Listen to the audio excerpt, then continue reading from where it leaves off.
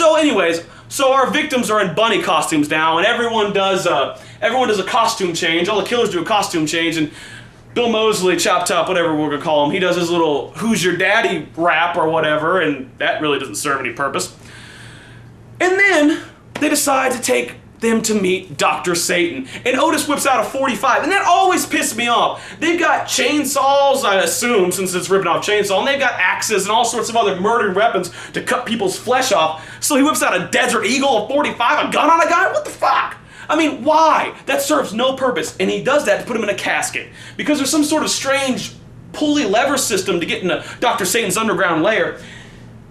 And that right there is like, why? Why? What if Chop Top has to come down and say, you know, bitch hog or dog fart or tit sweat or some sort of other nonsensical words to Dr. Satan? He's got to get in a casket and lower himself down. And plus, we all know any movie with an underground layer is probably a bad one.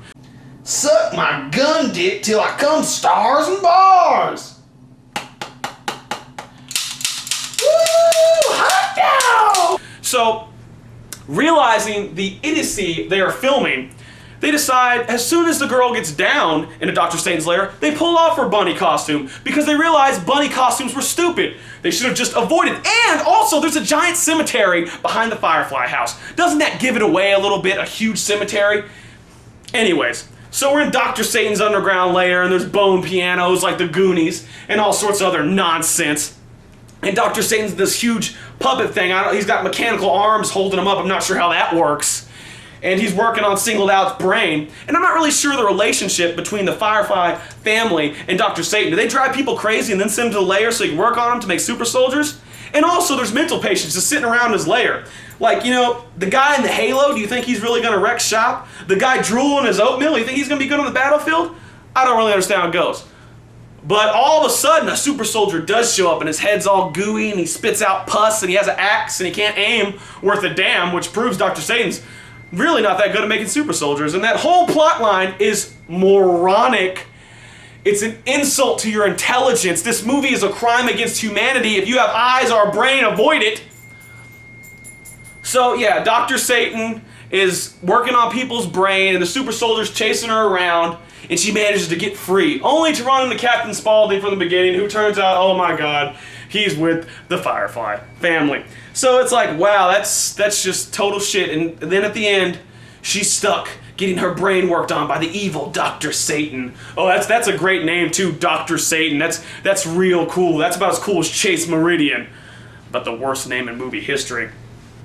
So, Dr. Satan wins, and then this movie has the audacity, the balls, to do the Flash Gordon bit. The end, doom, doom, doom, question mark? Like there was some asshole in the theater going, what, it's over?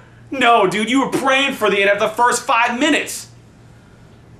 Some of the worst acting, some of the worst scenes ever filmed in the history of filmmaking.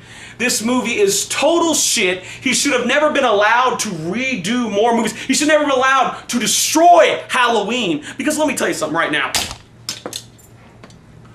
Rob Zombie wants to be Quentin Tarantino. Rob Zombie wishes he was Quentin Tarantino. He likes movies from the 70s. He tries to use 70s soundtrack. He tries to write witty dialogue and fails every single time. Let me tell you something. You're no Quentin Tarantino. Quentin Tarantino could eat Taco Bell and 30 minutes later shit out a better movie than this. Rob Zombie, you're a dreadlock, cock-sucking hack, and I hate you, and your wife is the most untalented person on the planet, and she should eat a shotgun after she watched the dailies of her performance. And you know what? And this is not the end of it either. This is just the beginning of your shitty-ass film career. This is just the beginning of your awful movies. But the next movie, what happened? You took the filters out. You took the filters out, and you made it a chase movie, and everyone gooed all over it. Well, guess what? That's next.